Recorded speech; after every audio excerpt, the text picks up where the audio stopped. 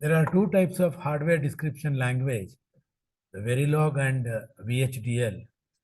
And the structure, when it comes to the structure of the Verilog, is quite different from the structure of the VHDL.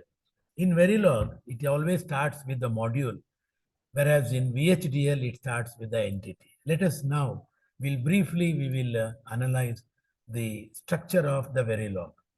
Verilog is always starts with a module. A module, the definition of the module is it is actually it's a it describes the functionality or the structure of the design, and also it describes the various ports, input and output ports, how it can communicate with the program.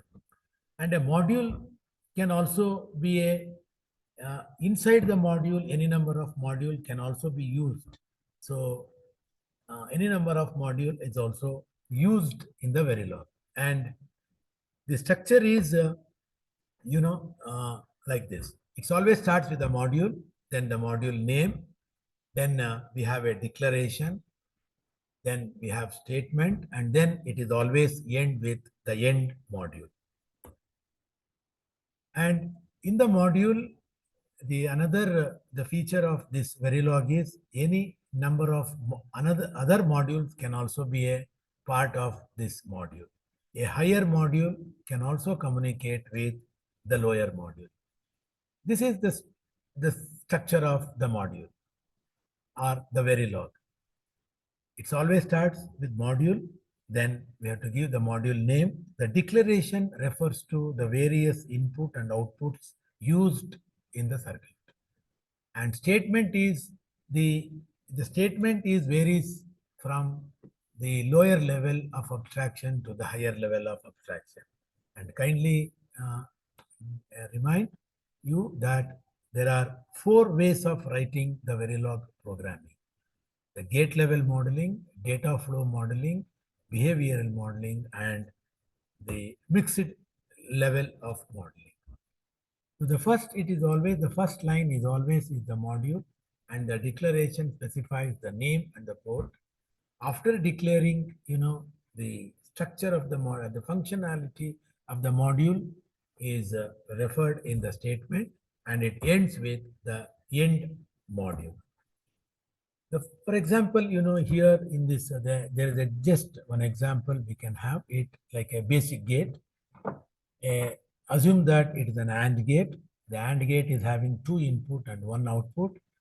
The input name we have given as A and B and output as Y.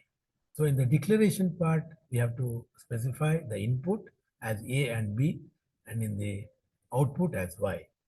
And in the gate level modeling, we can describe directly, there are built-in functions are available in the Verilog modeling. As soon as when we enter the AND is a reserved word or a keyword for the Verilog, immediately it understands and it follows the logical function of the AND gate. A1 refers the instance. There's an AND gate created one gate and its name is A1. Always it follows that output, comma input. So here Y comma A comma B and it is end module. When it comes to the Verilog style, we have three styles of programming: gate level, data flow, and behavior. Gate level and data flow modeling are used to model the combinational circuits, whereas the behavioral modeling is used for the sequential circuits. Example of combinational circuits: half adder, full adder, half subtractor, and example of the sequential circuits are flip-flops, JK flip-flop, RS flip-flops, master slave, all this.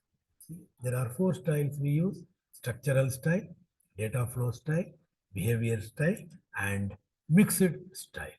Thank you.